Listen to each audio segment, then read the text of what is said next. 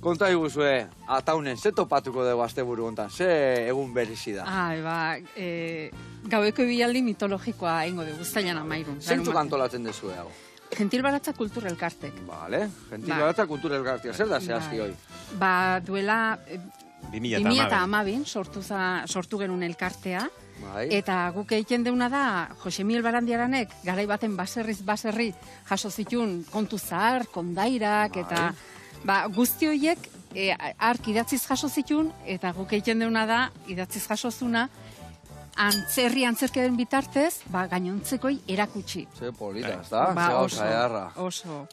Ona. Eta nola izango da festa, nola hasiko hau, nola ze topatuko dugu berte izten, bagia noiz iritsi behar gea, nola izan behar du historiak?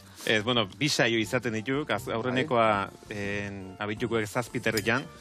Hau ateatzen dek... Goizian o arratzaldian? Atxalden, bale. Atxalden, ondo. Mokinak itzite jaunean 7 terri goiza izaten normalian da. Arrazio. Ez, arratxelo 7 terrian abitzen dek hau, eta San Gregorio auzotik abitzen dek, Jose Miguel Barandiaran museotik. Eta gero egiten dia, gauntza errekan ingurun, ibilbide bat zeo, gerribide bat, garai batekoa, 3 kilometroko ibilbide bat, eta iristea dituk San Martino auzoa. Hango plazan bukatzen dia. Bi bide dago, zergatik, Fiterditan? Irtera, banatzeko eta beste jende batea eskuteko igual. Bai, azkenen kontu gatea, 1.200 bat ikusle izaten ditu, eta orduan denak moitzeko ibilbiden zehar, ekinzkia 5 o 6 sketch, orduan, ikuste ez dek esketxeak bagarri, jende guztien moldatu imardek, eseri imardek, eta orduan hori errezteko eta jenden segurtasunekatik, 2 saio itizkio. Eta bat abitzen dek 7 terrian, da bestea 8. Vale. Ibilbidea hasten da, eta nola hasten da? Jose Miguel Barandiaran museon abitza hasten da, eta normalen egiten deuna da, herrin benetan gertatutako pasarte bat antzesten hasi. Eta... herriko zerrategie ikusteko eta errota museoa ikusgai joten die, eta tira jendeari mokadutxo bat ematen zaio, eta oso. Ondo azteko historia. Eta hoxe, eta gero abitzen gara mundu magiko baten murgiltzen gara.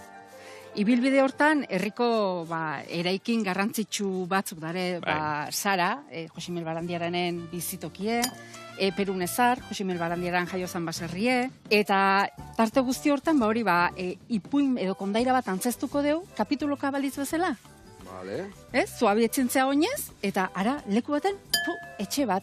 Zer gertatzen haute da hemen, eta kontalari bat hasten da hitzeiten, eta hortxe, ipui baten, kapitulotxo bat, edo antzesten da, eta horrela, San Martin arte 3 kilometrotan, ipui batean. Zenba gune o zenba geldiune horietako topatuko ditugu? 7 bat. Bai. Eta gune horiez aparte, beste gune batzuetan, antzerkirik ez dago, baina pertsone mitologikoak egongo dira. Ze pertsona mitologiko topatuko ditugu bertan? Zein dia... aurtengoak ez ditugu esango. Urtero baten bat berria topatzea alda. Hau 2 urtetik egiten dia. Eta, lamiak, errekan hila horrazten, galtza gorriak biurrikeriak egiten, sorginak, akaso tartalo... Akerbeltz. Duela 2 urte, eren sugea, agertu zen, gauezko izakiak, bera horratzean duzu bat, inguma. Zein da hoize aski, horrek, tartalo bildurra, horre launtasun ondila ez dite paten, Hori gauezko izaki bat, eta kondairak dioenez, pertsona, lotara joaten zirenean, lotan gelditzen zirenean, inguma agertzen zen, eta lotan zegoen hori hiltzen saiatzen zen. Itxorlarria eraginez, edo bere buruan sartu eta amets gaiztuak eraginez, nahiko beldurgarria. Igual, torto aurrez guten, baina horrez beldurgarria ematen da. Osatean bezala, unos cardan la lana y otros se llama la fama, no? Earra.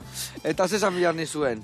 Hau guztia, nondigan harrapaten zuen? Nola lotu dezue hau guztia? Nola egiten dezue bidea guztia o mitologia guztia, ez dakit liburutatik, o kondaiketatik, o nondigan hartu dezue zehazki? Bueno, kontua da, guk zortea dugu Jose Miguel Barandiaran ataunen jaio zela.